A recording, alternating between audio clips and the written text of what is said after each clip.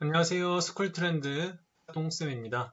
오늘 퀴즈와 함께하는 온라인 체육 수업 축구 기초 2편 함께 시작해 보도록 하겠습니다. 오늘도 10가지 퀴즈를 함께 풀면서 축구에 대한 기초 상식을 알아가시면 좋겠습니다. 여러분, 축구 경기 시간은 몇 분일까요?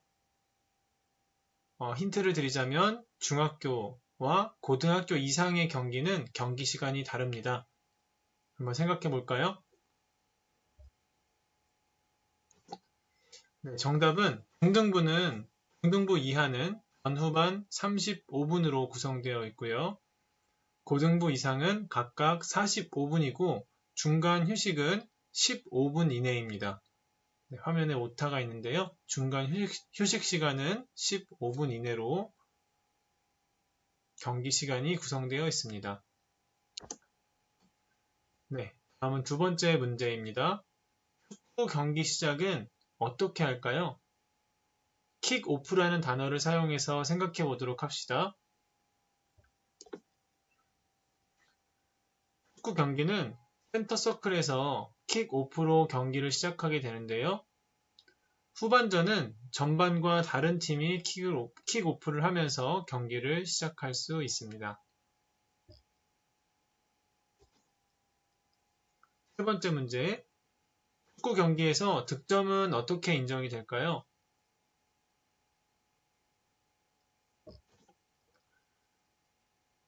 양쪽 골 포스트 사이에 있는 골라인과 크로스바 아래를 공 전체가 완전히 통과하였을 때 득점이 인정됩니다. 네 번째 문제, 축구 경기의 심판은 몇 명이 필요할까요? 또 그 역할은 무엇일까요? 주심 1명, 심판은 총 3명이 필요합니다. 그중 주심은 1명이고 주심은 경기를 진행하는 임무를 수행하게 되고요. 부심은 2명이 있는데 주심을 보조하여 경기를 진행하게 됩니다. 그래서 축구에서 필요한 심판의 숫자는 총 3명이 되겠습니다. 다섯 번째 문제, 오프사이드란 무엇일까요? 몇 가지 단서를 붙여서 구체적으로 설명해 보겠습니다. 첫 번째로 생각해 봐야 될 부분은 같은 편의 패스 순간에 우리 같은 편이 공격하는 상황에서 최종 두 번째 상대편보다 신체의 일부가 상대편 골라인에 가까이 있을 때 오프사이드가 선언됩니다. 다시 말하면 우리 편이 공격을 위해서 패스한 순간에 보통은 골키퍼가 되겠죠. 때론 골키퍼가 아닐 수도 있습니다. 최종 골라인에 가장 가까이에 있는 선수의 그 앞에 있는 두 번째 선수보다 신체의 일부가 상대편 골라인에 가까이 있을 때 선언된다. 영상으로 보면 좀 더 이해가 쉬울 것 같은데요. 영상은 다음 기회에 또 같이 알아보도록 하겠습니다. 여섯 번째 문제입니다. 직접 프리킥이란 무엇일까요? 어떤 상황에서 직접 프리킥이 선언될까요?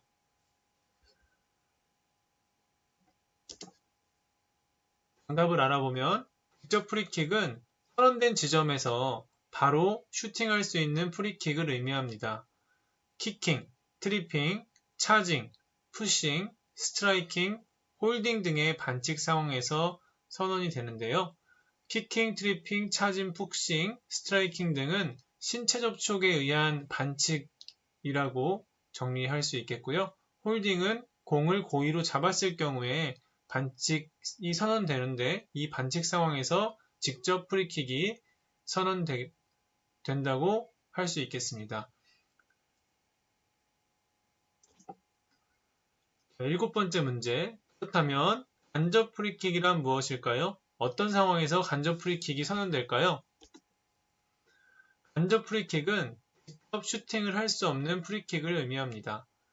그래서 간접 프리킥이 선언되는 순간은 골키퍼가 손으로 공을 잡고 6초를 넘겼을 때, 두 번째, 오프사이드 반칙을 했을 때, 세 번째, 위험한 행동을 하였을 때, 네 번째, 상대편의 진로를 방해하였을 때 등등 상황에서 간접 프리킥을 선언하게 됩니다. 이때 직접 슈팅은 할 수 없고 패스로 프리킥 상황을 시작해야 됩니다. 여덟 번째 문제입니다. 페널티킥은 어떤 상황에서 선언이 될까요? 페널티 에리어 안에서 직접 프리킥에 해당되는 반칙을 한 경우에 페널티킥이 선언되게 됩니다. 직접 프리킥에 해당되는 반칙, 방금 전에 확인했었죠? 복습을 해보면 키킹, 트리핑, 차징, 푸싱, 스트라이킹, 홀딩 등의 반칙 상황에서 반칙이 페널티 에리어 내에서 이루어졌을 경우에는 직접 프리킥인 페널티킥이 선언됩니다. 페널티킥의 거리는 11m이고요. 페널티킥을 차는 선수를 제외한 나머지 선수들은 페널티킥 지점으로부터 뒤쪽 9.15m 이상 떨어져 있어야 하는 규칙도 있습니다. 참고적으로 알아두세요. 아홉 번째 문제. 축구 경기에서 페어플레이를 실천할 수 있는 방법에는 어떤 것들이 있을까요? 선생님이 정답으로 제시하는 것보다 많은 사례들이 있겠지만 대표적인 사례들을 같이 알아보도록 합시다. 넘어진 선수가 있다면 손을 잡아 일으켜 세워주는 방법도 페어플레이라고 볼 수 있겠죠? 또한 부상당한 선수를 발견하면 공격을 중단하고 사이드라인으로 공을 내보내는 것도 중요하겠습니다. 세 번째, 태클을 할 때에는 발을 높게 들지 않아야 하고요. 네 번째, 심판의 판정을 인정하는 자세로 경기에 참여한다면 페어플레이를 실천하는 학생이라고 볼 수 있겠습니다. 벌써 마지막 문제인데요. 여러분, 페어플레이 트로피란 무엇인지 알고 있어요? 자, 한번 알아보도록 하겠습니다. 페어플레이 트로피는 1970년 멕시코 월드컵부터 시작된 페어플레이 상인데요. 월드컵에서 16강 이상 진출한 팀 중에서 레드카드, 옐로우카드 횟수가 적고 적극적으로 플레이하며 관중에 대한 매너 등을 고려해서 40점 만점으로 평가한 후에 1위 팀에 시상을 하는 상이라고 합니다. 월드컵 우승도 중요하지만 페어플레이 상을 받는다는 것도 참 영광스러운 일이 아닐 수 없겠습니다. 오늘 10가지 문제는 여기까지 풀어봤는데요. 돌발 퀴즈 상식, 추가 상식 문제를 한번 내보도록 하겠습니다. 페널티킥 상황에서 키커가 패스를 해도 될까요? O일까요? X일까요? 네, 정답은 O입니다.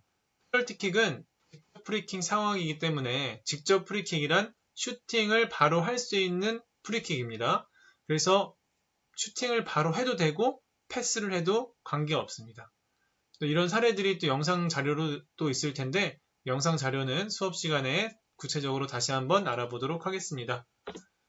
오늘도 수고 많으셨고요. 축구 기초 1편, 2편을 끝으로 다음 종목에 대한 또 설명을 선생님이 녹화해서 제공하도록 하겠습니다. 감사합니다.